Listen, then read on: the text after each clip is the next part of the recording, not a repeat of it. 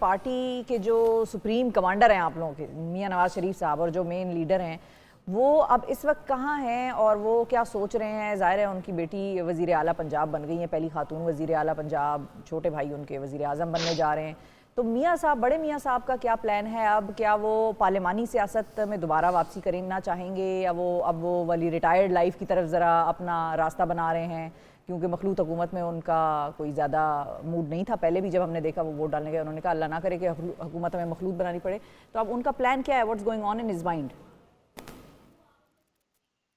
जी, अल्हम्दुलिल्लाह चूंकि अब वफाक में भी मुस्लिम लीग नून का एक गालिब हिस्सा होगा हुकूमत में। अगले 2-3 दिन में हुकूमत भी बन जाएगी। और कल जो मरीम नवाज साहिबा का इंतखाब हुआ है पंजाब असेंबली में, तो मियां साहब तो पहले भी एक लार्जर विजन जो है कि हम कहाँ लेकर जाना चाहते हैं पंजाब को भी, और इंशाल्लाह पाकिस्तान को भी।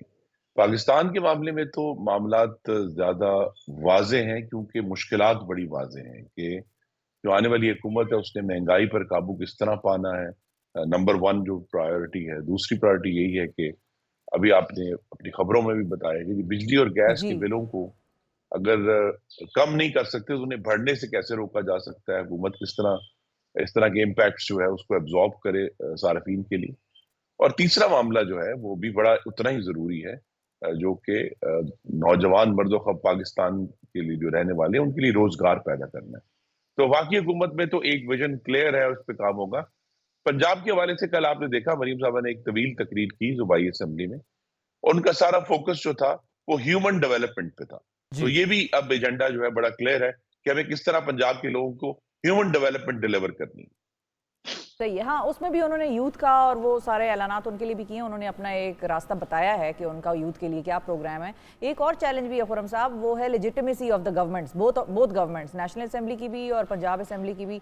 कल भी वो तकरीर तो कर रही थी, लेकिन ऐवान सारा दूसरी साइड पर खाली था।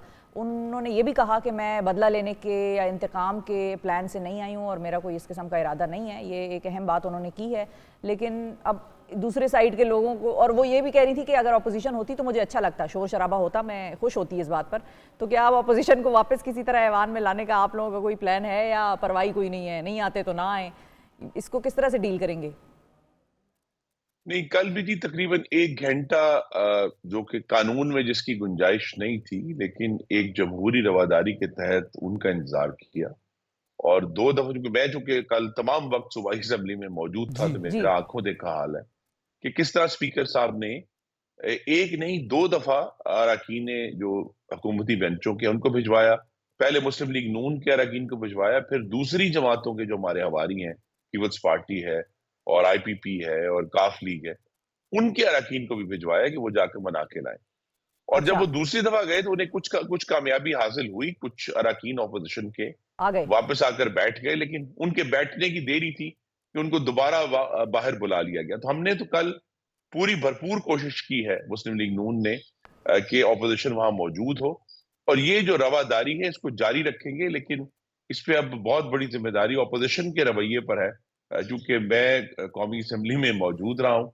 और 2021 में जून के बजट के दौरान उस वक़्त के वफ़ाकी वज़रा ने डेस्कों पर चढ़कर हमें बजट की किताबें मारी थी, इंक्लूडिंग जी। Leader of the opposition Shahbaz Sharif को भी किताबें मारी थी।